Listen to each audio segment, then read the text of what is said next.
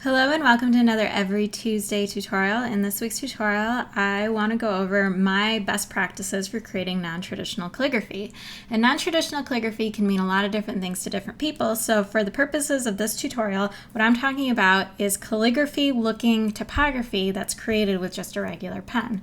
So I'm using a micron, and the size I'm using is 0.3 millimeters. A micron is my favorite type of pen for doodling, sketching, lettering, you name it. I like it because it doesn't bleed through the paper and it gives me a super rich black, which I really like. If you're gonna pick up a pack of these, I would recommend getting the 8-pack. I think it's the best value. You get a bunch of different sizes, and you also get a brush and a graphic pen too, so if you're in the market for some nice pens, this would be my recommendation. I'll leave a link to those in the video description as well if you're interested.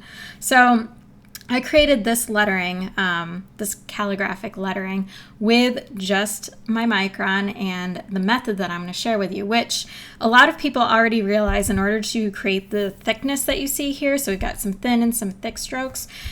The key to creating this kind of look is just thickening up your downstrokes.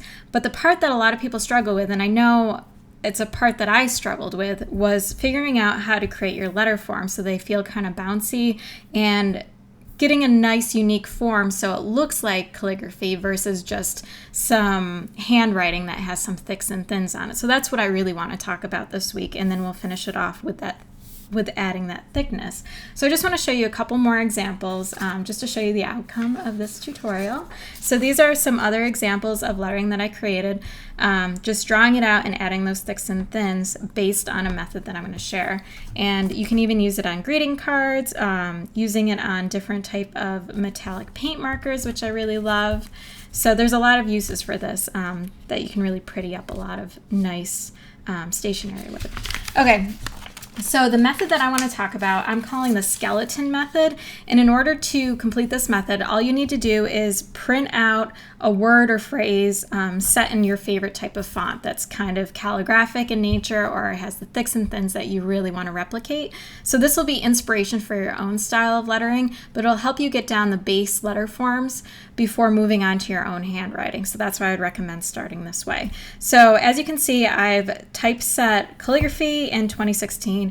The same type of rules applied to numbers. There's no exception here. So you can do this with any type of letter or number.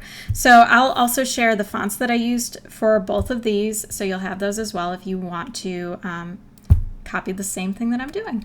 Okay, so either grab some tracing paper or just some regular paper, and if you use regular paper, it's best to use a light box with it, which is what I'm going to use, and I'll leave a link to the type of light box I'm using too. It's called a light tracer.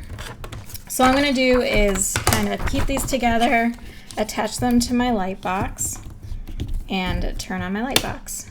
Okay, so we can see what's underneath here, and because it's called the skeleton method, the important thing to understand is that all letter forms, like the human body, they have bones and they have meat. So we need to get down to the bones before we can apply the meat, which is the thickness to the letter forms. And once you understand what the bones of this style of lettering looks like, then it's much easier to replicate that calligraphic look. So all we're going to do is find the center of your letter forms and just draw a line right down the center. So for the C, I'm just drawing straight down. And you want to try and connect the letters as best you can. Depending on your font, it might not be super easy, but just try and judge the best you can where everything connects. Like this A to L connection is kind of weird, so I'm just going to kind of fake it and bring it around.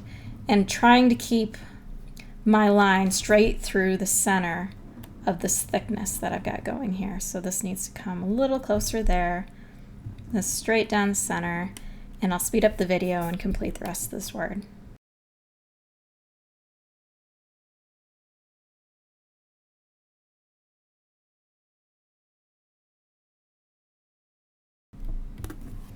Okay, so this word is done, so I'm just going to quickly run through the numbers down here. Same idea, just draw your line straight through the center. These ones are a lot thinner, so it's a little more difficult to get it straight down the center, but just do the best you can. Okay, so now that we have this, we can turn off our light box. Remove your extra sheet, or just kind of set it above so you can use it as reference here. And you can see that we've got the base letter forms. They're the same because we drew right over them. But now we can kind of look and use this as a guide for where we're going to add our extra weight to every single letter. And you can go thinner than your example. You could go thicker than your example. This is where you can really start bringing in your creativity. The important thing, though, is just make sure that you're consistent. If you're going to go super thick, make sure you're super thick across all of your letter forms. If you're going to go really thin, make sure that you stay thin, because you don't want a mixture of thicks and thins, because then it looks less consistent, looks less like a family, and it's not quite as beautiful. So I'm just going to go through and draw in as close as I can to the original here.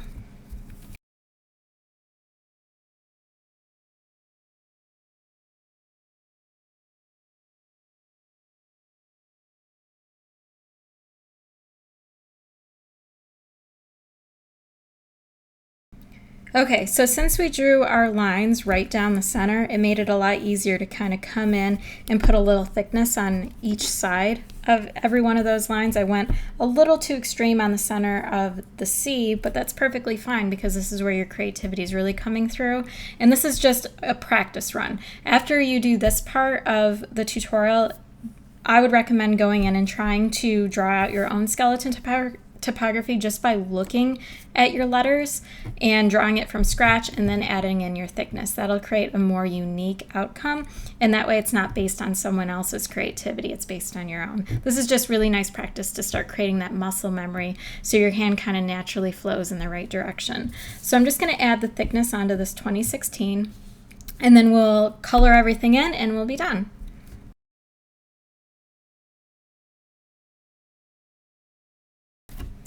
Okay, so now you've got all of your outlines all set, so now is kind of the fun part. You just color everything in, and you can use a larger marker if you'd like. I'm going to use my graphic marker just to color these in so it's a little quicker. And you just color it in and you'll be all set, so I'm going to do that now.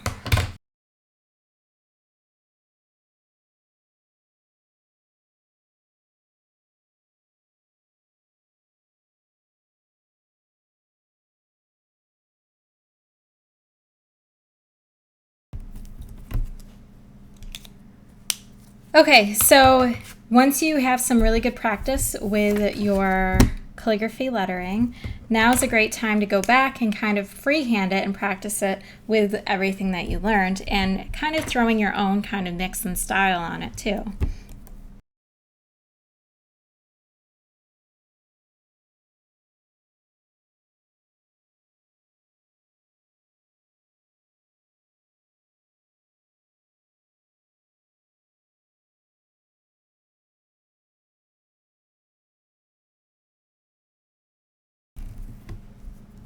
Okay, as you can see, I've decided to go with a much thinner weight to my calligraphy lettering, but I still use the same kind of structure that I learned how to create by going through the skeleton method earlier.